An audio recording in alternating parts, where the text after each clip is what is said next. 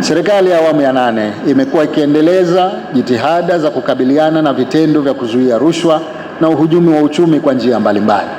Kwa mwaka 2025 unaomalizika, serikali kupitia mamlaka ya kuzuia rushwa na uhujumu uchumi ilichukua hatua za kuchunguza vitendo vya rushwa na uhujumu uchumi, ambapo jumla ya taarifa 524 zimepokelewa na kufanyiwa kazi. Makosa vitendo vya rushwa yaliyothibitika, wahusika wamechukuliwa hatua za kisheria na kesi nyingine zinaendelea katika hatua mbalimbali.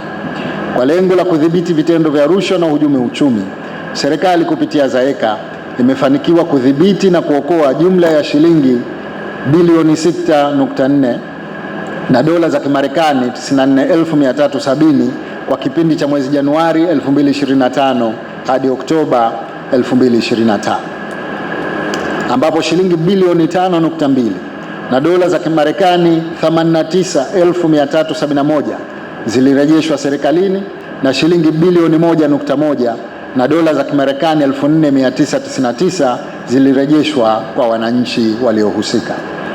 Ndugu wananchi, mabibi na mabwana, Mamlaka ya kuzuia rushwa na uhujumu uchumi Zanzibar katika kipindi cha mwezi Januari hadi Oktoba 2025 imefanikiwa kufuatilia jumla ya miradi ya maendeleo 64 yenye thamani ya shilingi trilioni 1.2 na dola za Kimarekani milioni 703.3.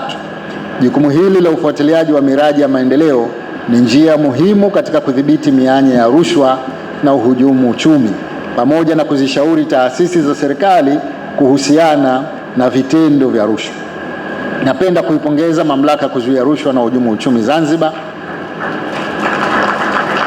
kwa kujenga imani kwa wananchi na kwa serikali.